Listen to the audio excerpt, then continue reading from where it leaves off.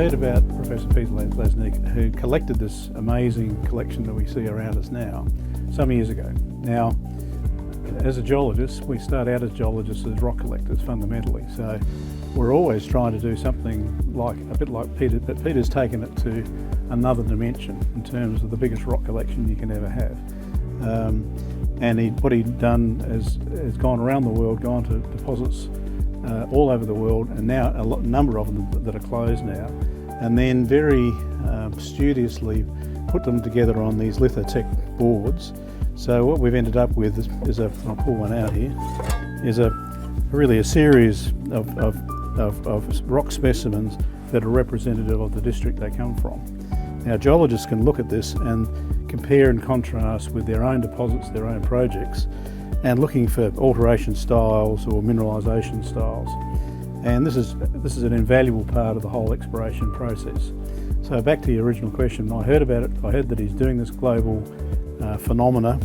I heard then the collection was available to be housed, and so the government contributed some money, and we housed it at the old AMF Centre for quite a while. And then that changed hands, and so we managed to bring the collection into the new core reference library that we have here. So it is available for anybody around the world to come and view the collection. And I guess the other part of this is if they view something in here and it looks pretty interesting, it may be sitting in the core library out the back here as well. So that's the reason for having it here. Now, this is a partnership with Amira, and Amira have developed the online presence of this collection so that people can view these projects and these rocks online.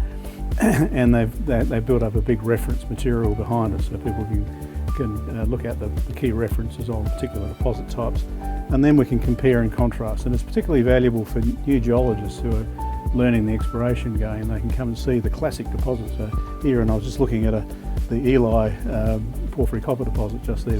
It's a classic area for porphyry copper mineralisation. So for new geologists to sort of learn trade, learn what the rocks look like, and the best exploration geologists, mine geologists are the ones who've seen the most rocks. Well, this is the place to come for that. So my favourite deposit is Olympic Dam. It's a unique deposit in many ways. It's the fourth largest copper deposit in the world. It's the third or fourth largest gold deposit in the world, and it's one of the biggest uranium deposits in the world, all in one deposit. That's an extraordinary thing. If BHP continued mining Olympic Dam at the rate it does now, it'll be there in 100 years' time. So that's how big it is, and because of the multi-commodities, it's a very valuable project to have in South Australia. The thing about Olympic Dam, though, is it's not alone, and it wasn't so long ago that many people thought that was a one-off, that you'd only find one Olympic Dam and you wouldn't find any more. But since then, companies have found Prominent Hill. There's multiple deposits there.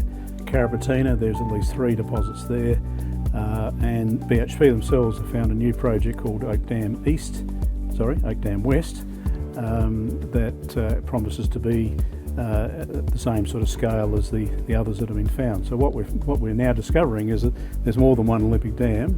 Now, there may be only one Olympic Dam size, but there are a number of Olympic Dam deposits. And having a kind of reference material like this means that explorers can go out when they get their core samples, they can come back in here and compare what they have with the real thing, and then work out, okay, I'm getting close to the centre of the deposit, or I'm seeing the same alteration halo around it. There's a lot of information that can be gleaned from these rock samples that they can use to compare and contrast with their own projects. That's the value of it.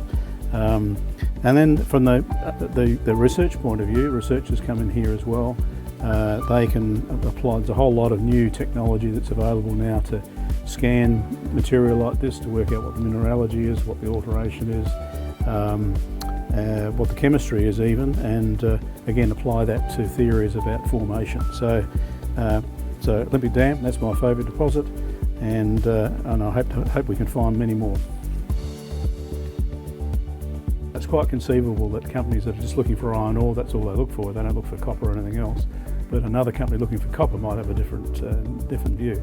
And this happens all the time. But people, as we get more knowledge and we understand deposit types better, you can come back and look at the collection and say, well, I'm looking for a specific texture or a specific mineralogy.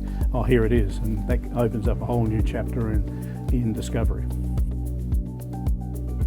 Why does the government spend the money it's spent on retaining the core and the samples we have in here? It's because exploration is a very expensive business, and particularly in South Australia, where you've got to drill through a lot of barren rock before you get to basement rock, which is what you want to see.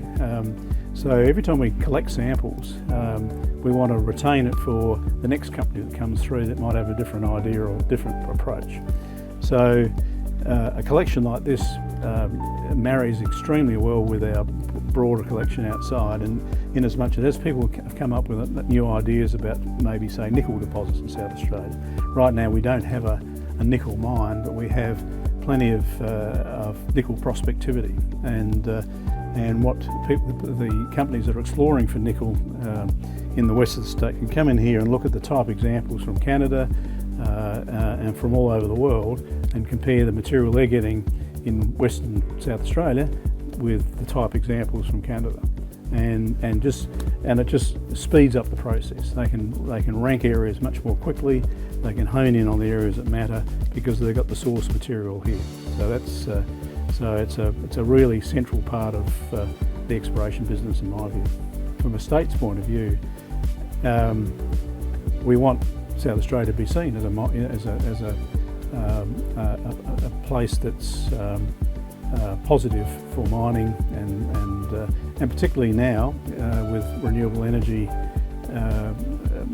leading the charge, critical minerals becomes an important factor as well. Critical meaning that these are maybe minerals that are in other jurisdictions that are getting harder to access, and so we want to find them in our own state. So collections like this allow people to say, well, what if rare earths can be found in South Australia? Well, sure enough, there's a number of companies that have done exactly that, using the material in the core library here in this collection.